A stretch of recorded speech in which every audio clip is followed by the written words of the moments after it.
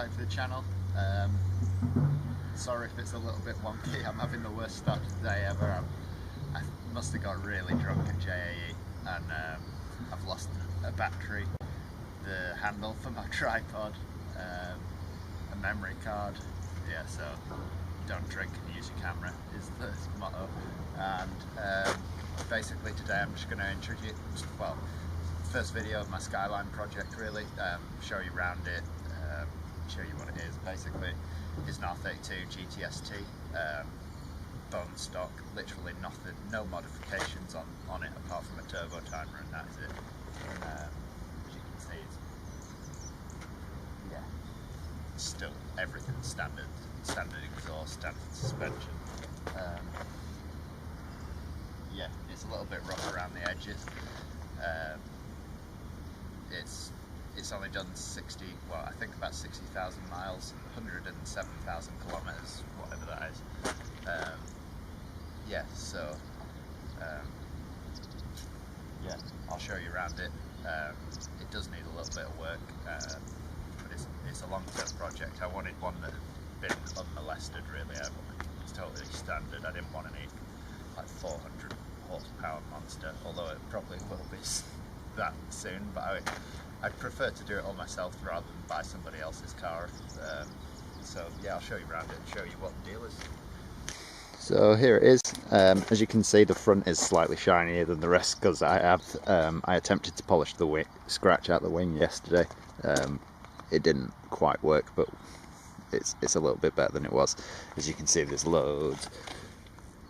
I don't know if it'll pick these ones here. There's loads of little scratches that I can't seem to get out, but as you can see, the rest of the car, I don't know if it'll pick it up, is a slightly different colour because it's just gone flat. It's really matte, but yeah, not that it really matters because there's scratches everywhere. I've got some rusts coming through on this arch, as you can see there, and on the inners. I don't know if it probably won't pick it up on the inner, but on the inner side of the arches it's starting to go as well. So there's scratches there, paint's faded on the spoiler, there's some pretty deep scratches on the boot lid.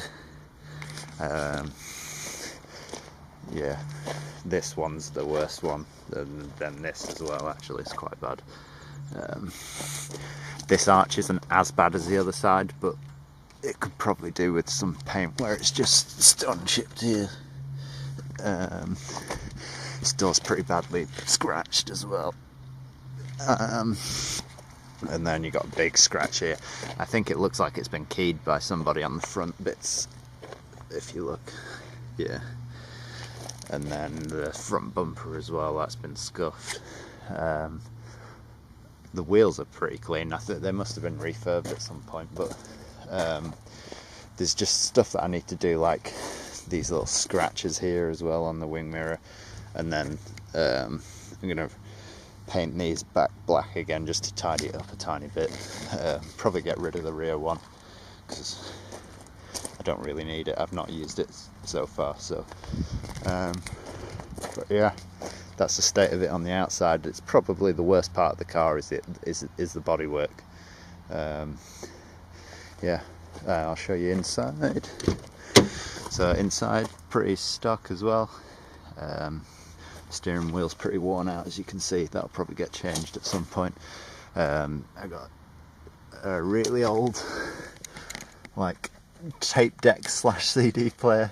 It's like got some, I don't know if you could see that, I can't focus with my other hand as well, but it's full of JDM symbols, so I have absolutely no idea what anything does on the remote. But yeah, that'll probably come out at some point as well. As you can see, it is automatic. The reason behind that is it's so hard to find a manual one that's not been drifted within an inch of its life. So I got an automatic one just because I know it's not been destroyed as much. It will be getting converted to manual, but I wanted a project really. I wanted something to save. I didn't want something that was finished already, just because it's not really me. I like to put my own stamp on things. So yeah, that's everything. That's the outside and the inside. I'll pop bonnet and show you under there.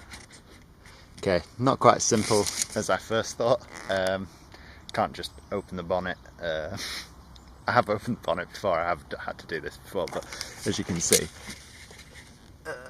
let it adjust a bit, this is the bonnet release, and there's a set of pliers to pull it open.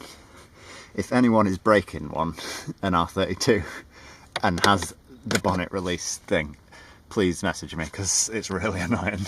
But the bonnet doesn't pop up on its own at the moment, so what I have to do when I'm on my own and I've got no one to pull it up with me is wedge a screwdriver in the front, so it puts a bit of pressure on it to lift it up, and then I have to pull this, and it pops up and the screwdriver falls out. But yeah, it's slightly annoying, so if anyone has one of those catches, please message me. Right, I'll show you under the bonnet. So this is under the bonnet.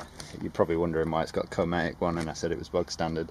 It is pretty bog standard. It's just had it, I think it had been stud for a really long time, so it had problems with the stem seals and the head gasket, so it's had a top end rebuild to sort all that out. Literally just before I bought it. It hasn't done many miles since it's had the top end rebuild, so that's one good thing about it. Yeah, other than that, it's pretty bone stock. It's not had a lot done to it. It's had a new battery, I think. As you can say, Ryan was the old owner. Apparently he loves Dick. I'm not in a position to comment on that, but yeah, that's everything under the bonnet pretty much. Yeah, it goes alright actually. The automatic gearbox is pretty horrible, but it won't be staying in there for too long. And there's not much really to say about it. I kind of want to get the manual box in there so I can start pushing a bit more power out of it, but I think the body work is my main concern at the moment, because it is pretty rough on the outside. So yeah, that's my Skyline. Hope you enjoyed the video. There'll be plenty more videos on it. If you want to see more, please make sure you hit the like button and subscribe to the channel, as it helps me massively. And yeah, that's my Skyline. Hope you enjoyed it. Tune in to the next video. Peace.